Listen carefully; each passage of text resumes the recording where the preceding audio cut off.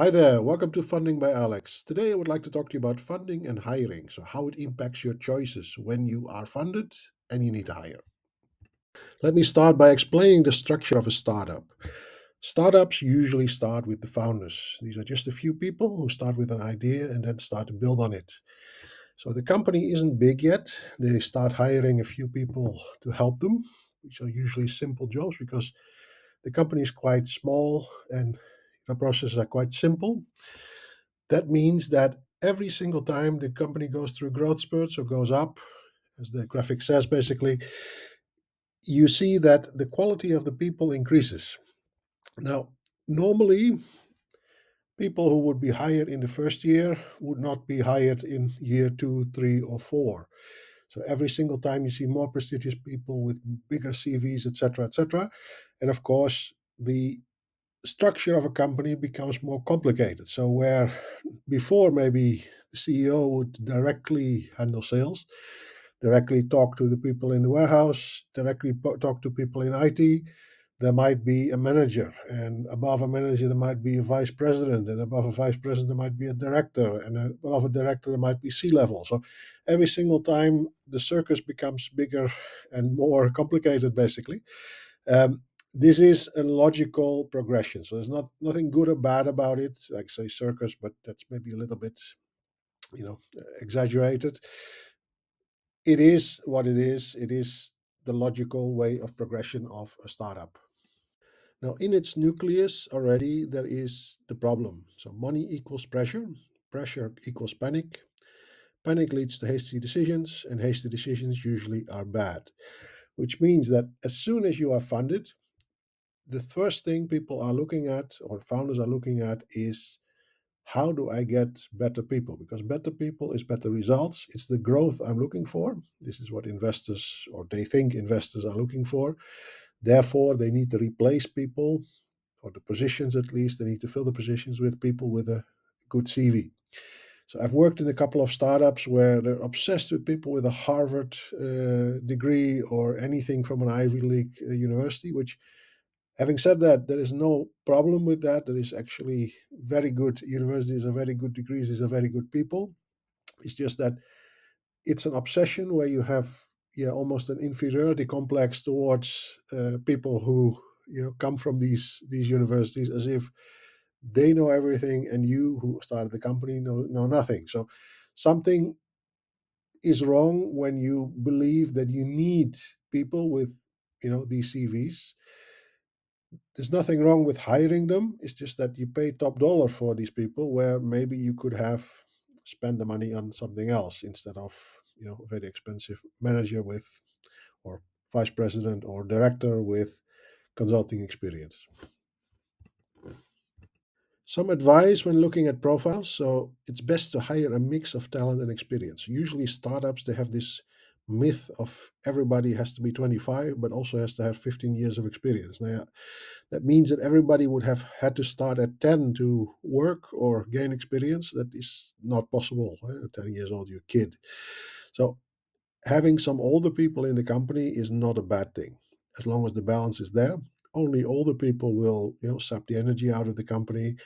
Having only young people, yeah, there might be no direction to what the actions are. So normally people with more experience they have more time had more time to make the mistakes that young people haven't had time yet. So there's nothing good or bad about young or old here. It's just a matter of you can learn from older people to not make the same mistakes or you know in the end save time, because in the end startups are all about experimenting with VC money. So, oh, I'm going to try this. It's failing. No, let's try something else. If you have more experienced people, they have at least a basic understanding of some of the business processes. They have maybe already made these mistakes. They already worked with a company where it didn't work. They maybe are part of a industry you are trying to disrupt. So that's the reason why it might be good to have some older people in the company as well. Younger people should be the core. Those are the people you're training up. Those are the people that you would like to hire straight out of college, obviously, and that is also the presentation card of your company. So, what do investors really expect? It differs. There are investors who are very hands-on, so they would like to, tell you what to do. They would like to be involved in all the hiring processes, etc. There are also investors who are more passive. Who say, "Look, it's your company. We let you run it. You just report to us. But if things go wrong, yeah, your head is mine." That's basically the reality of it. In the end, performance is what trumps all. So, performance is the most important thing. You need to simply do your job, do a good job. If that's the case, then nothing else that, the way how is actually less important. Then be open to input, but stay your course. Meaning, there are founders that are really listening too literally to investors, where investors are saying, "Oh, you should go left." "Oh, okay, we're going to go left." Another investor may say, "Oh, you should go right." Oh, then they go right tomorrow. So it's like, you don't have the willpower to stay the course, to have your own course, have your own idea. That means, like, there might be doubts at some point about your leadership. Strong leadership means, not only staying the course. It doesn't mean you should be stubborn, or the opposite of it. If you see a better course, it's of course advisable you take that one, but it should be with, like, a good foundation how you make that decision. So not just because, oh, this guy has put a lot of money, put $1 million into my company, oh, I need to listen to him, oh, he goes left and I don't agree with it, but I'll go left. So that is the reason that I'm saying this, that yeah, you should basically not listen too much to that sort of emotion, yeah, emotion of yourself, your insecurities, let your insecurities take over.